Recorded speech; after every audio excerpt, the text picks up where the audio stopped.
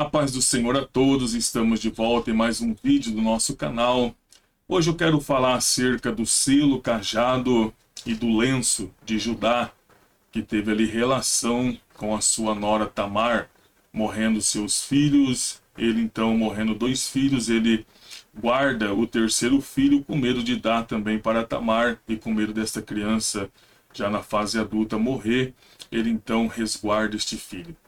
Mas a sua nora, todos nós conhecemos a história que a sua nora, um certo dia, se vestiu de prostituta e enganou seu sogro, deitou-se com ele e gera dele um filho. Quando ela está grávida, as pessoas trazem este anúncio a Judá. Judá fica um tanto bravo e, por lei, ele quer apedrejar, matar esta mulher. Só que a palavra de Deus vai nos dizer que acontece diferente, porque o filho era dele, ele havia se deitado com ela. E como provou isso? Justamente quando ele se deita com ela, ele deixa ali 3 itens como garantia do pagamento para que quando ele voltasse, ele pudesse resgatar esses 3 itens. Mas como garantia ele deu a ela ali o seu selo, o seu lenço e o seu cajado. Qual é o significado desses 3 itens de forma material? Primeiro, falando do lenço, todos nós sabemos que o lenço fala da intimidade, fala de momentos difíceis, onde a gente usa ali o lenço para enxugar as nossas lágrimas, para enxugar o nosso rosto. Então está falando de intimidade, que ninguém tem acesso, de enxugar as nossas lágrimas, de enxugar o nosso suor, se não for ali um lenço que está falando de coisas íntimas, assim como uma peça íntima que só a gente ali tem o acesso de estar usando em nosso corpo, o lenço vai falar da mesma forma. Falando do cajado, o cajado era a autoridade de um pastor da antiguidade. Este cajado era o que ele usava da antiguidade para poder pastorear, conduzir as suas ovelhas, servir de apoio e também para trazer a ovelha quando estava um tanto rebelde ou queria ir para algum lugar ou que estava dentro de algum buraco. Então a ponta daquele cajado curvado servia também para trazer a sua ovelha. O selo fala da sua identidade, assim como na antiguidade era usado ali os anéis para derretir ali uma cera e colocava sobre aquela cera quente, deixando ali a sua marca, o seu selo, o seu símbolo, a sua identidade ou a sua assinatura. Então o selo fala de identidade, fala de como pessoa. Agora, de forma espiritual, a gente fica um tanto mais abismado de ver a interpretação acerca desses 3 itens. Primeiro, nós vamos ver que Tamar, ela se vestiu de prostituta, que já deixa um tanto a gente abismado. Só que, olhando nas Sagradas Escrituras, Deus usou também esta analogia lá com Oséias. Oséias, no capítulo 1, versículo de número 2, observe o que diz o texto da palavra do Senhor. O princípio da palavra do Senhor por meio de Oséias, disse, pois, o Senhor a Oséias: vai e toma uma prostituta e tenha filhos de prostituição com ela. Veja que Deus está mandando Oséias ter filho com uma prostituta, porque a terra tinha se prostituído e desviado da presença do Senhor. Todas as vezes que nós se distanciamos da presença de Deus e seguimos após outros deuses ou a idolatria, a gente estamos biblicamente em prostituição, espiritualmente falando. Quando a gente vamos fazer esta analogia de forma espiritual, Jesus, ele sabia que nós somos corruptíveis, que nós somos falhos, que nós somos pecador. Só que mesmo assim, quando ele veio aqui nesta terra, ele nos deixou esses itens também, que é o selo, o cajado e é o lenço, que é esses itens que vai nos garantir a nossa entrada no reino do céu. Observe que Jesus, ele veio também da linhagem desta, vamos dizer assim, deste ato pecaminoso entre Tamar e o seu sogro. Só que lá no livro de Mateus, capítulo 1, versículo 3, vai dizer: e Judá gerou a Tamar, gerou de Tamar, Pérez e Zerá. Veja que esses filhos agora estão inclusos na genealogia de Jesus. Assim como também Raabe, uma prostituta, também faz parte da genealogia de Jesus. A gente fica um tanto abismado, mas como assim? Só que aí Paulo responde para a gente no livro de Romanos, capítulo 5, versículo 20.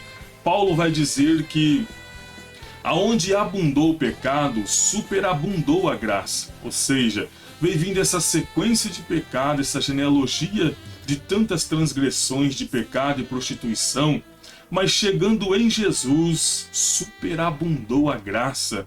Por que graça? Porque é um favor imerecido. Embora somos considerados pecadores, falhos, errantes, mas a graça superabundou sobre as nossas vidas. O selo, a gente vamos ver algo muito interessante.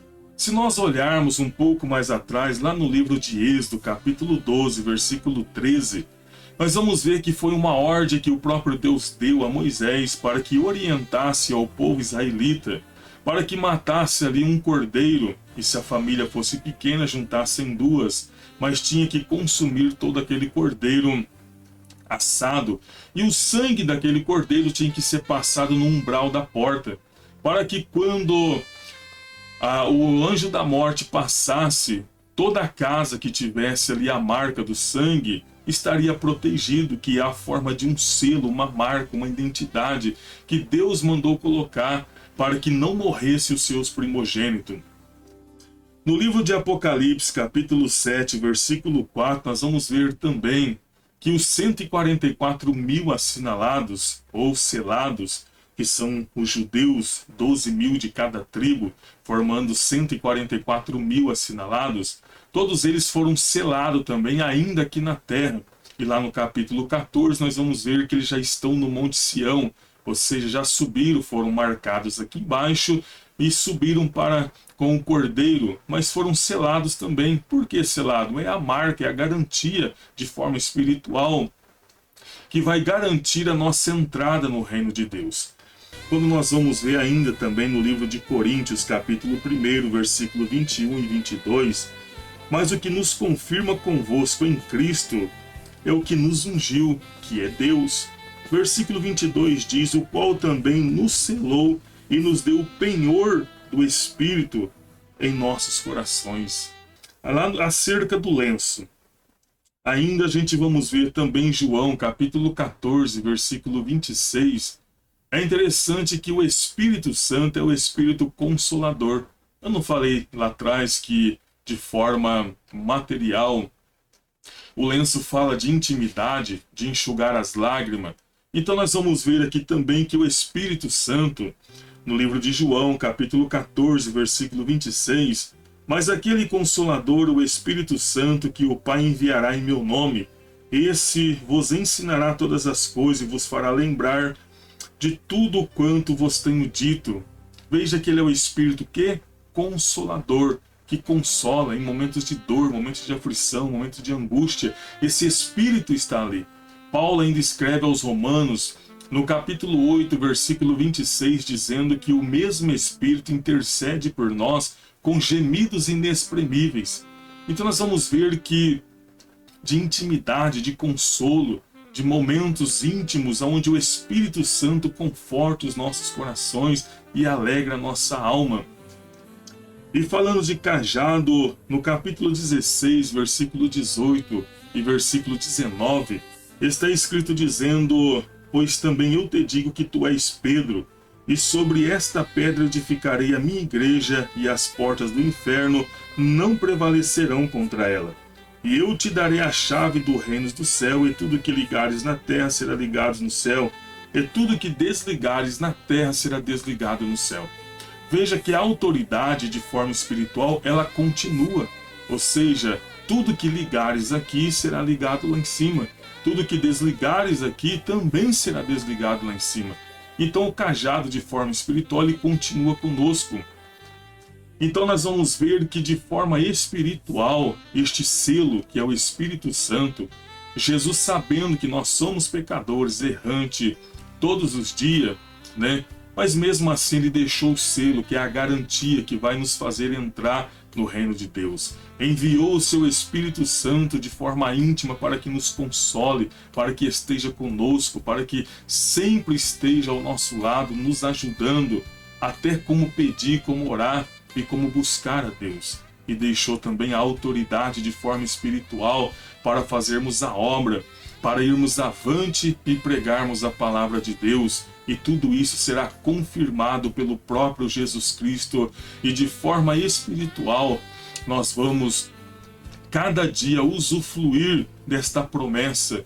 E nós sabemos que quando nós partirmos deste mundo, o que vai nos dar a garantia de entrar no reino do céu são exatamente esses itens, principalmente o selo, o penhor, que é do Espírito Santo de Deus. Então todos esses penhores, então, que vai nos testificar com Jesus é o selo do Espírito Santo. Não é simplesmente falar eu sou crente. Mas já viu aquela palavra que vai dizer naquele dia: apartai-vos de mim porque eu não vos conheço? Justamente por causa do que? Faltou o selo.